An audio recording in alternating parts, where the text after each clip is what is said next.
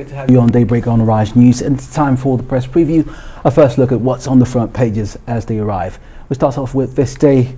Zamfara killings are satanic. That's according to the ruling All Progressives Congress Party. The NLC demands drastic action to end bloodletting. Seeking the presidency is my lifelong ambition. That's according to the APC chieftain Bola Tinubu. He says he's informed President Buhari of his intention to contest in 2023. President Buhari cancels restoration of Intel's pilotage contract, and Standard Chartered to shut down 50% of its Nigerian branches. Here's the front page of the Punch. It's leading with reactions to the presidential declaration by APC chieftain Tinubu. Its headline, Ohaneze fumes, alleges injustice as Tinubu declares presidential bid. And above the nameplate this morning, devalue currency further, raise interest rates. IMF tells Nigeria others, and as this goes, indebtedness hit 322 billion naira in 9 months, and that's according to the federal government of Nigeria. Moving on to the Nation newspaper now. This one, Tinubu, my presidential ambition, a lifelong dream. The APC stalwart intimates President Buhari on his bid to run. Makinde promises befitting funeral for Song.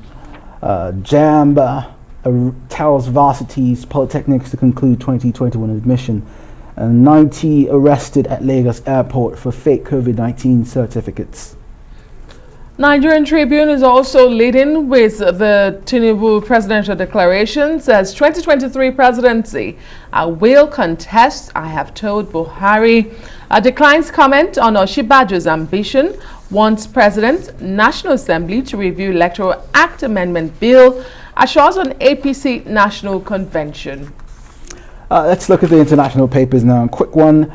In the Daily Telegraph, cabinet anger over misleading isolation guidance. And Johnson received invite to lockdown party. And on the Daily Telegraph is a picture of Novak Djokovic and some members of his team. Has resumed training ahead of the Australian Open, which kicks off next week. Well, the Guardian leads on the Guardians at Downing Street, reporting that the Prime Minister's aide invited more than 100 staff to a party during the first lockdown. The Independent, Prime Minister Boris Johnson among 40 guests at number 10 lockdown party. A leaked email urged Downing Street staff to bring their own booze.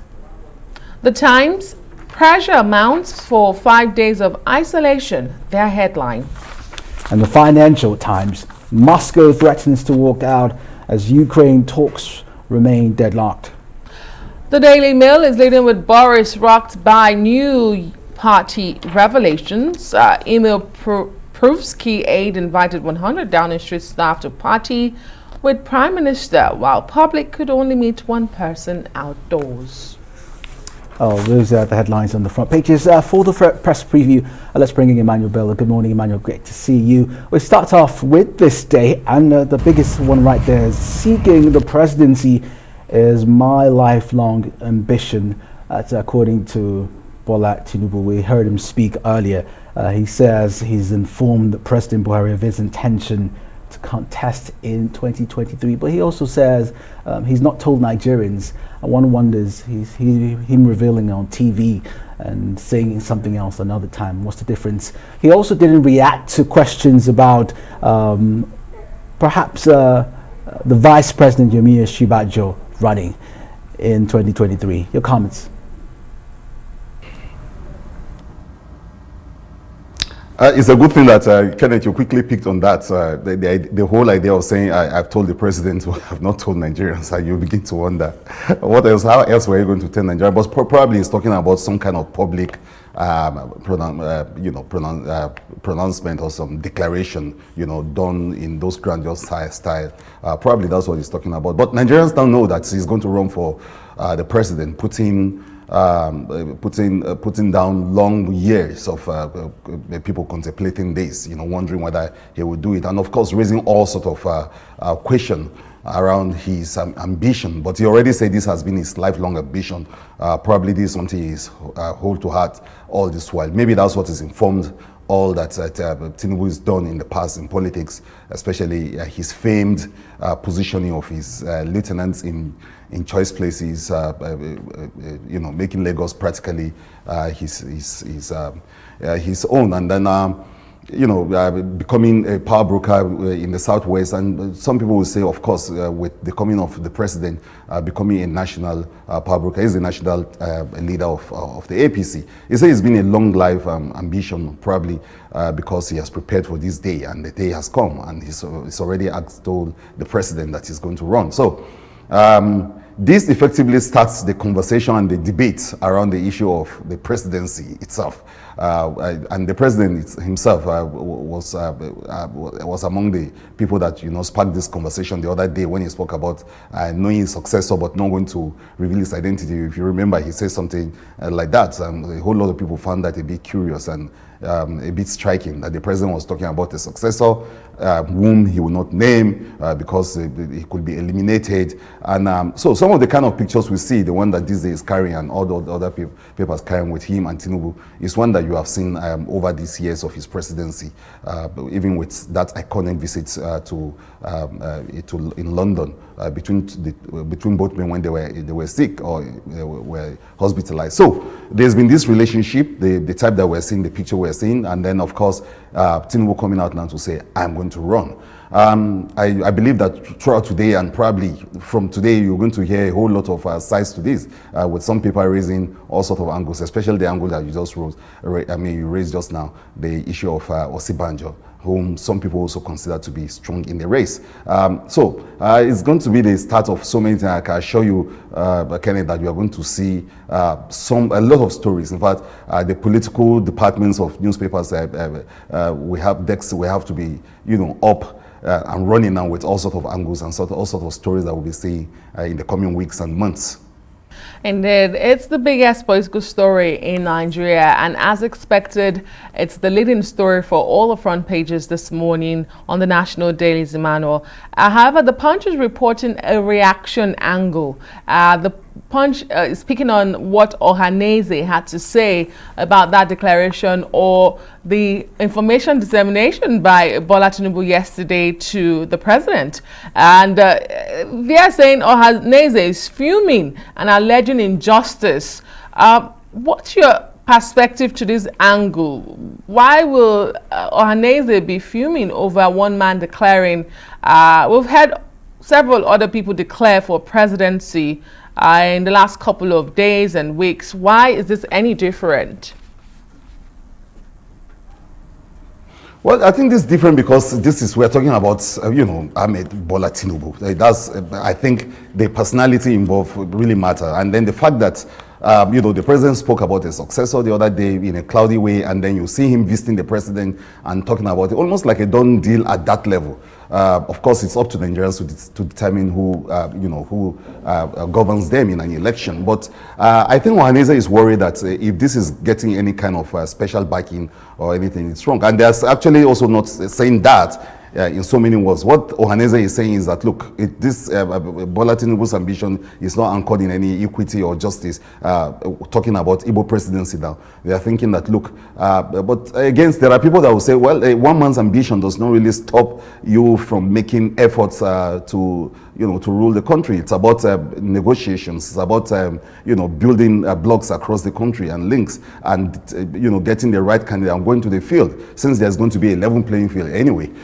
So many people might not understand this anger, but again, it's all part of the reactions that I believe and the emotions that Tinubu's declaration is going to has generated, and we're going to see down the line today across the week so many other reactions to this. People who feel that this ambition is going to maybe practically put their own ambition to bed. And then again, like I said, it's a serious declaration, and by a very serious contender in this race. So you should expect a lot of emotions and outbursts and comments, some criticism, and of course a whole lot of other fans of the man hailing the decision. So we're going to see a whole lot of that, and the beauty of it is we'll be here covering it and commenting on them.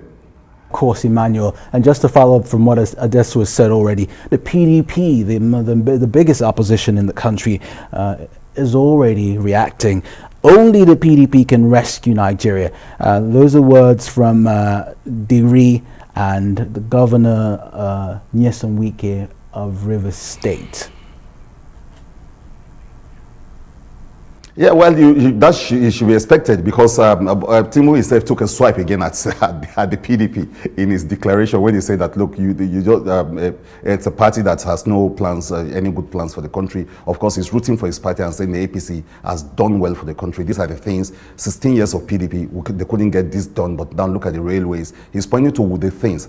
He's going to campaign on that. This is going to become a campaign point for him. He's going to talk about the things that APC is done. For the PDP, they're going to take a swipe at the APC and say, look, you've not done much. And they've been saying that already since Yochayu became the chairman. He's been saying a whole lot of things about the APC, the failure, especially in the area of security and the economy and all of that, pointing it out to Nigerians that, look, it's good we get back. With even the president, the other day, were actually expressing some concern that, look, with the kind of crisis you are seeing in the APC, the PDP could actually launch a comeback. With Tinubu coming in to the fray yesterday, declaring his ambition, the PDP is saying, look, this party has nothing to offer. And I see them taking a lot of swipe at not just the party itself, but even the person of Tinubu, maybe in the coming days.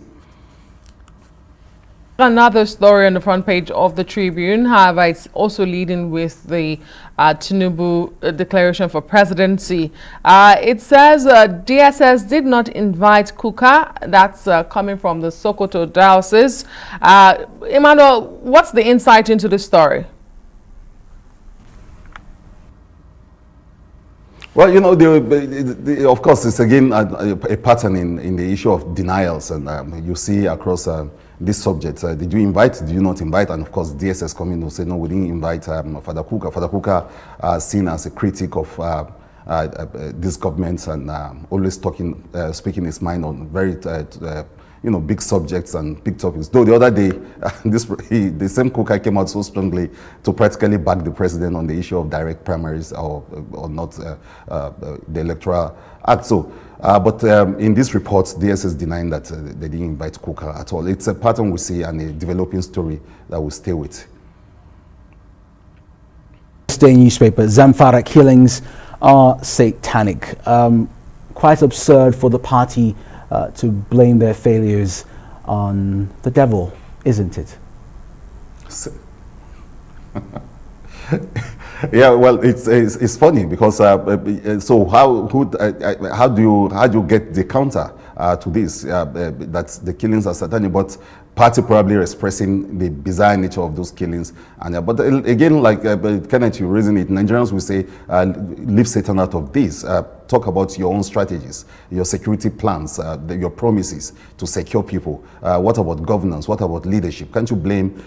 You've described it as satanic. That's the easy part of it. What about doing something about it beyond trying to give it a mythical coloration? What are your plans? What are your strategy in place? Is this not an admission of failure? What have you done? So those are the sort of questions Nigerians love to ask the APC when it comes out to blame or to describe this matter. It's like saying, look, stop describing the problem.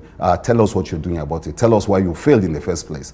You promised us better security. You promised you were going to do something about it. A lot of people say the APC actually campaigned on the grounds of security, of securing this country, better security, the president being a former military general and all of that. That much Nigerians did not see, and if the APC itself is describing this as satanic, Nigerians are bound to ask more questions than find any kind of closure to these issues. Very well said. Thank you so much, Manuel Bello. That's where we anchored this morning on the Press Preview.